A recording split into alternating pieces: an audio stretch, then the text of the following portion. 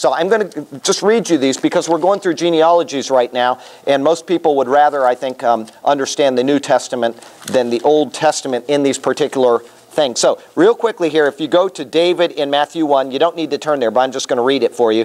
It says, David begot Solomon of Uriah. Solomon begot Rehoboam. Rehoboam begot Abiah. Abiah begot Asa. Okay, now if you go to the genealogy of Luke and you get to David, from David, it goes to Nathan, not Solomon, to Mattatha, to Minan, to Maliah, to Eliakim, to Jonan. Okay, so it diverts at the time of King David. Both of them agree on King David, and then you get a separation of them.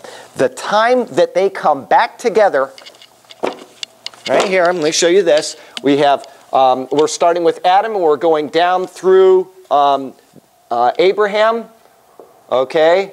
And then we're going down through David, all right? And then from that time, Matthew makes a break from Luke, okay, Luke 3, all right?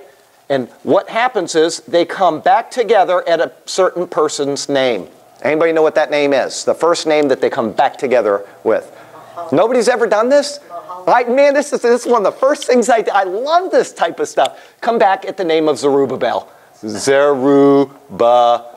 What does Zerubbabel mean? Do you see anything in here that looks familiar? Babel. Babel, seed of Babylon. They come back together right here. Now, what's going on is if you read, a lot of people get confused with this, so I might as well tell you, because you might read a commentary and start getting freaked out. It says of King Jehoiakim, who is, towards the time of the exile. King Zedekiah was the last king, and then they were exiled. But about this time, there was a king called Jehoiakim, and it says, if you were a signet on the signet on my finger, I would tear you off. So the Davidic line was ended. Well, God had made, and what's his name? Jared mentioned this in a sermon yesterday, that God had made an eternal covenant with David, right? Well, if he took off his signet ring, then what does that mean? I mean, that's the symbol of authority. Does that mean that the Davidic line ended and Jesus is not the Messiah? The answer is no, because it says Zerubbabel, he says, I will wear you as a signet ring. Now, that's a misquote of that particular verse. I believe it's in the book of Haggai. Anyway, what he did is he reestablished the authority of the Davidic line at the point of Zerubbabel. That's why they match right here. Okay, most people don't get that when they're reading this, and you'll get commentaries that are funny saying, well, God kept his promise, but, and they don't understand, and they've never done this research, but this is how the line comes up. Now, real curiously in Matthew, since how we're talking about the genealogies real quick, it goes from Abraham to David, and it says there are 14 generations from Abraham to David. And then it says it goes from David to the exile, and there are 14 generations from David to the exile. Then from the exile to Jesus, I think is what it says, there are 14 generations, right? Have you read that? Do you remember reading that in the account of the genealogy in Matthew of Jesus, all right? But there might have been 25 names in here, not 14. So why does it say only 14? He skips over certain kings, he skips over certain things. Well, 2 points. One is that the father or the ancestor can, when you say the father of King David, it can be his father, his grandfather, his great-grandfather. The word just simply means my ancestor, okay? But the reason why is because it's anchored on King David, all right? It's anchored, King David, what is he doing at the time? He's establishing, as he said in the sermon yesterday, man, Jared is really good about quoting Bible verses, and I know it's confusing hearing a lot of verses, but if you understand the context, what was the sermon on yesterday? Jesus as what? He's done 3. First he did the prophet, then he did the priest, and yesterday he did the king. Right, he's the king. Matthew speaks of Jesus as the king. Mark speaks of Jesus as the servant. Luke speaks of Jesus as the son of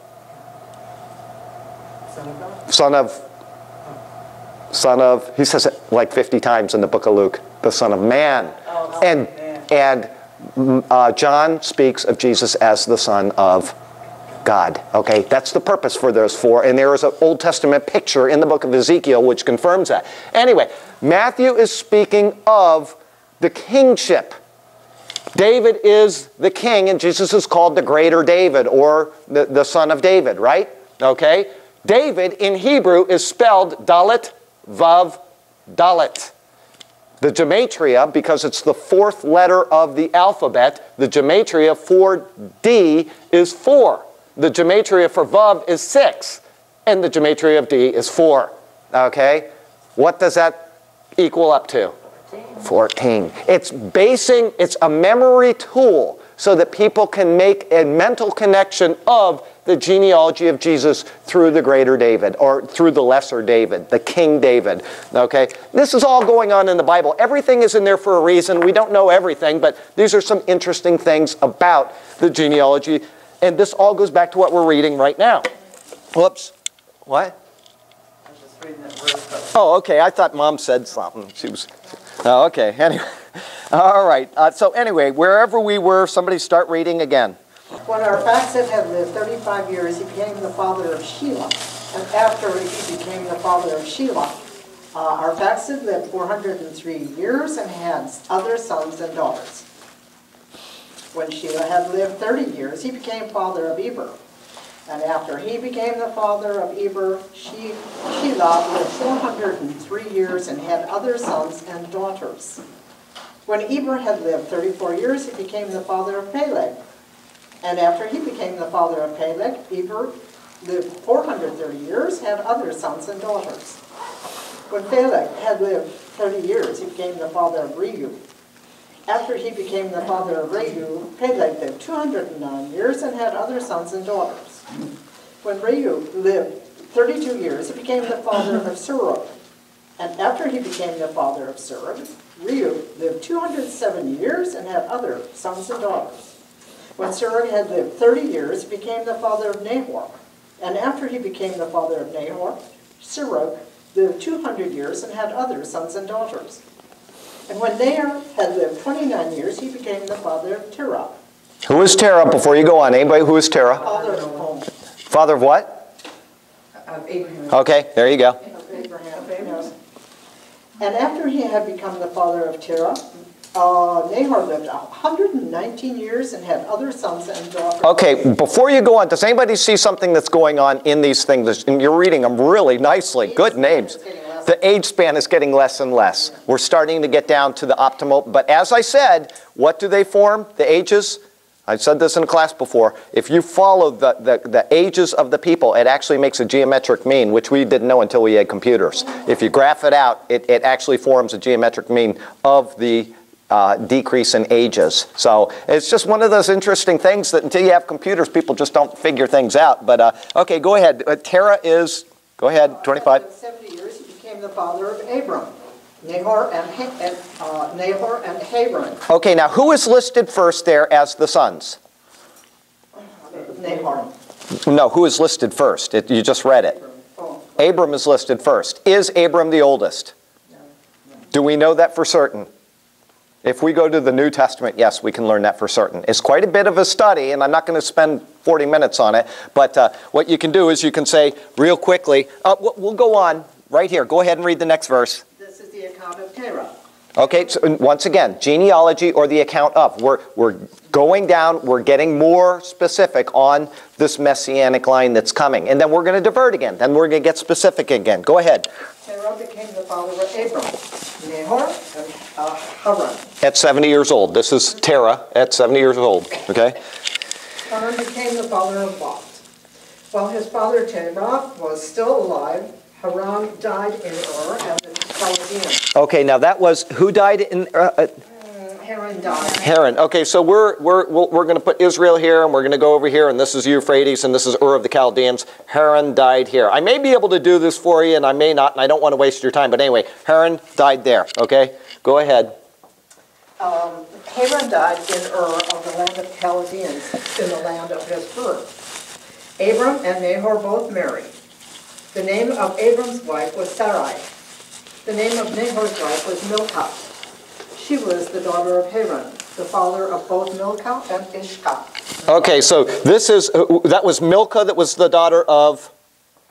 Haran. Okay, daughter of Haran. Okay, so she's the daughter of Haran. So he had the daughter before they left to go over here. Anyway, So it says, Sarai was barren, she had no child. Where were you? Then Abraham and Nahor took wives. The name of Abram's wife was Sarai, and the name of Nahor's wife Milcah, the daughter of Haran. Okay, and Sarai, anyway, okay, yeah, okay, but Sarai was barren. Okay, go ahead, 30. Sarai was barren, and she had no children. Terah took his son Abram, his grandson Lot, his son Haran, and his daughter-in-law Sarai, the wife of his son Abram. And together they set out from Ur to the land of Chaldeans to go to Canaan. But when they came to Haran, they settled there. Terah lived 205 years, and he died in Haran. Okay, now don't get confused. Haran, where they're at now, is not Haran that died. That's probably he named the city after his dead son. So they left here and they went up to Upper Mesopotamia, and they're living in a place called Haran. Okay, so that's the name of this place, and like I said, it's probably named after him. But Abraham left with his father Terah. Okay. Terah, T-E-R-A-H, and Abraham. Who else was with them? Their wives and Lot. Abraham, actually Abram at the time. And then we have Lot. And did Nahor go too?